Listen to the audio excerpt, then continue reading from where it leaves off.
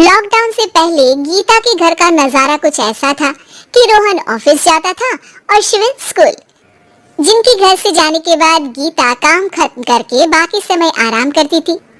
लेकिन लॉकडाउन के बाद ऑफिस और स्कूल घर में ही खुल गए और इससे गीता का हाल वो तो आपको देखने में ही मजा आएगा। शिविन, ओ शिविन, महाराज उठने के लिए क्या 21 तोपों की सलामी लेंगे? अरे बिस्तर से बाहर निकल, ऑनलाइन क्लास स्टार्ट होने वाली है। अरे तुम भी हद करती हो, स्पीकर की तरह चिल्लाने की क्या जरूरत है? दिख नहीं रहा मेरी कॉन्फ्रेंस चल रही है। अब कैमरा और स्पीकर ऑन कर रहा हूँ, मुझे कोई शोर नहीं चाहिए। इस पर जैसे ही रोहन लैपटॉप का कैमरा और स्पीकर ऑन करता है तभी कुकर की सीटी बजती है। करा लो अब इसे चुप। लॉकडाउन नहीं हुआ, मेरी मौत का फरमान जारी हो गया। दोनों बाप बेटे ने नाक में दम किया हुआ है। ऐसा बोलकर गीता वहां से शिविन के कमरे में पहुंच जाती है, जहां शिविन अभी भी सो रहा होता है। ओ आलसी, अब अगर 5 मिनट में नहीं उठाना तो आज तेरा गेम और यूट्यूब कैंसिल। माँ की बात सुनकर शिविन बिना 1 मिनट गंवाए उठ खड़ा होता है। उठ गया, अभी नहाकर भी आता हूँ। ये नाटक कहीं और, मुंह पर गीला कपड़ा मार और पढ़ने बैठ। शिविन की ऑनलाइन क्लास स्टार्ट हो जाती है, जिस पर गीता उसे वहां बिठाकर रसोई में चली जाती है। थोड़ी देर में उसे कमरे से कुछ आवाज सुनाई देती है, जिसे सुनकर वो कमरे में वापस आती है। हाय राम, तुझे क्लास अटेंड करने के लिए बोला था, कैमरा ऑफ करके बिस्तर पर नाचने के लिए नहीं बोला था। मम्मी मुझे कुछ समझ नहीं आ रहा, आप बाद में पढ़ा देना ना, वैसे भी अटेंडेंस तो लगी गई है। हाँ बेटा जरूर, बन जा तो अभी से हम सबका बाप बन जा। अरे नहीं मतलब कहाँ से लाते हो इतना दिमाग, और पढ़ाई करते हुए ये चला कहाँ जाता है? नाइस क्वेश्चन, दिमाग से पूछकर बता दूंगा। शिविन की बातों से परेशान होकर गीता उसे मारने के लिए जैसे ही आगे बढ़ती है तभी वो कमरे से बाहर भाग जाता है। अब शिविन आगे और गीता हाथ में चप्पल पकड़े उसके पीछे पीछे पूरे घर में दोनों घूम रहे होते हैं। इसी बीच वो रोहन के पास पहुंच जाता है और शिविन को मारने वाली चप्पल रोहन के लैपटॉप पर जाकर गिरती है। ओए माँ! मम्मी, आप पापा को चप्पल मारी हो?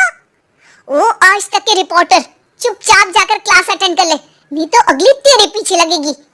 इस पर शिविन वहां से चला जाता है, जिसके बाद रोहन गीता से कहता है, इस सर्कस के लिए कुछ बोलना चाहोगी?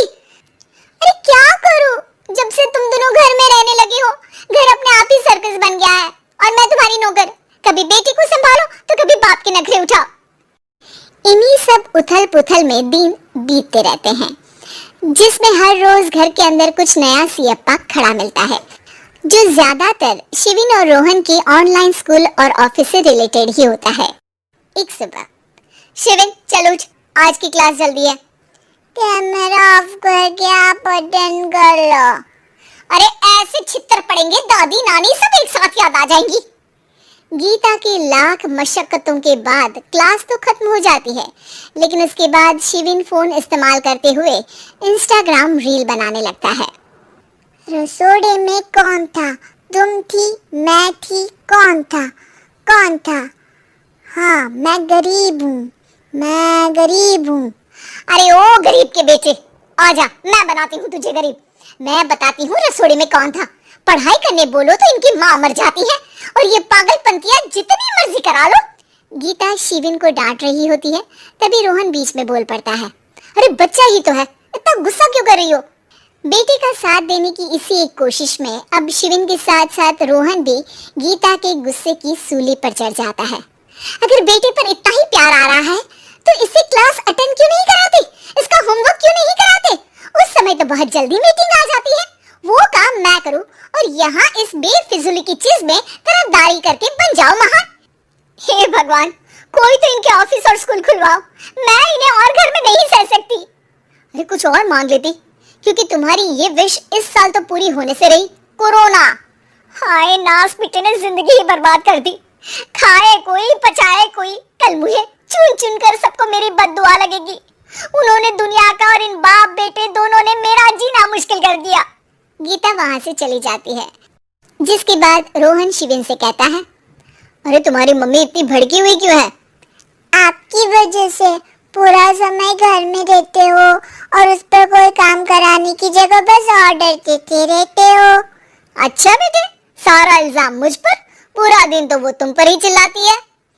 हाँ, मतलब दोनों का 50-50 है, कुछ करना पड़ेगा।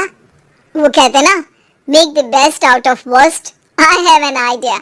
वैसे तुम्हारी माँ सही कहती है, बहुत जुबान चलाने लगे हो, कम बोला करो।